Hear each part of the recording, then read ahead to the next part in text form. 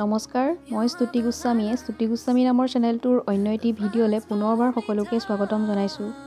আজি মই আপোনালোকৰ মাজলৈ লৈ আহিছোঁ সকলোৰে প্ৰিয় পেৰাৰ এটা ৰেচিপি। আহক তেনেহ'লে এই ভিডিঅ'টো চাই লওঁ। পেৰা বনাবৰ কাৰণে মই লৈছোঁ 1 কাপ পাউডাৰ গাখীৰ, আপোনালোকে যিকোনো ব্ৰেণ্ডৰ ল'ব পাৰে। সেই কাপটোৰে আধা কাপ গৰুৰ গাখীৰ, সেই কাপটোৰে 3/1 অংশ চেনি লৈছোঁ আৰু চেনিটো মই মিক্সিত গ্ৰাইণ্ড কৰি লৈছোঁ। লগত লৈছোঁ গৰু ঘিউ, ইয়াৰে মই 2 চামুচ ব্যৱহাৰ কৰিম।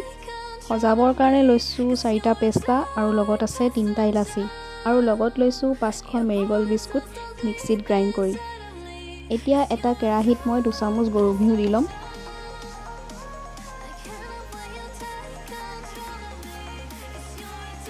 গৰু ঘিউখিনি গৰম নহওঁতেই মই তাতে গাখীৰখিনি দি দিলোঁ আৰু গেছৰ ফ্লেমটো একেবাৰে ল'ত ৰাখিছোঁ। যদি আপোনালোকে গেছৰ ফ্লেমটো হাইত ৰাখে তেতিয়াহ'লে গাখীৰটো ফাটি যাব পাৰে, সেইকাৰণে গেছটো জ্বলোৱাৰ আগতেও এইখিনি মিলাই ল'ব পাৰে। এতিয়া ইয়াতে মই দি দিলোঁ ইলাচি 3টা।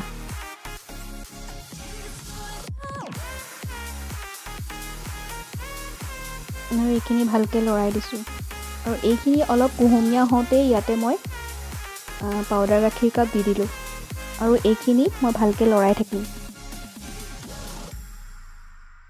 থাকিব নহ'লে পাউডাৰ গাখীৰখিনি গোট বান্ধি থাকে। আৰু গেছৰ ফ্লেমটো মিডিয়ামৰ পৰা ল'ত ৰাখিব আৰু হাই কৰি নিদিব, নহ'লে তলফালে লাগি যাব। পাউডাৰ গাখীৰ আৰু গৰু গাখীৰ দুয়োটা ভালকৈ মিলাই ল'ব লাগিব। আৰু এতিয়া মই ইয়াতে দি দিলোঁ গুড়ি চেনিখিনি।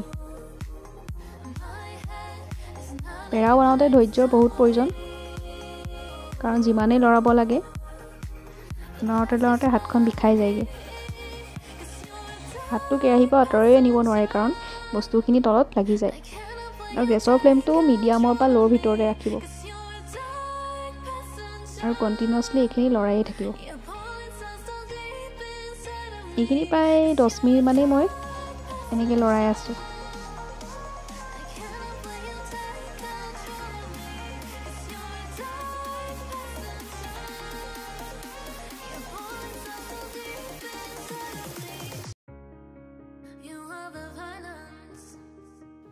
কেনেবাকৈ যদি হাতখন এৰাই দিয়ে তেতিয়া কেৰাহীত তলফালে লাগি ধৰিব এইটো, সেইকাৰণে আপোনালোকে যিমান পাৰে হাতটো নেৰোৱাকৈ লৰায়ে থাকিব আৰু গেছৰ ফ্লেমটো ল' মিডিয়াম এনেকৈ কৰি থাকিব।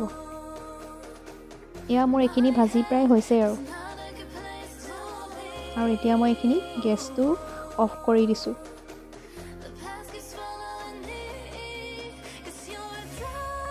আৰু কেৰাহীৰ পৰা এইখিনি এতিয়া মই এখন প্লেটত লৈ ল'ম। আৰু যেতিয়া অলপ ঠাণ্ডা হ'ব তাতে মই যিখিনি মেৰিগ'ল্ড বিস্কুটৰ গুড়ি কৰি থৈছিলোঁ সেয়া সানি ল'লোঁ।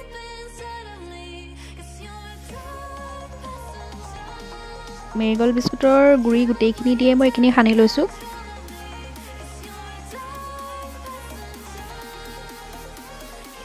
এইখিনি সানি প্ৰায় হৈ গ'ল।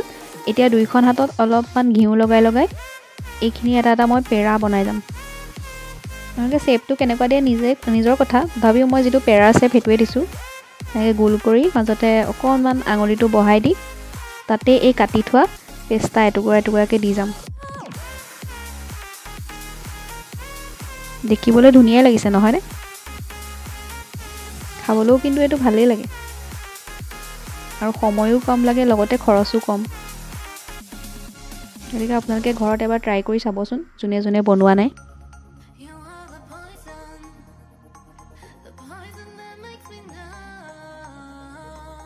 আৰু এনেদৰে মই বাকীকেইটা পেৰাও বনাই ল'ম।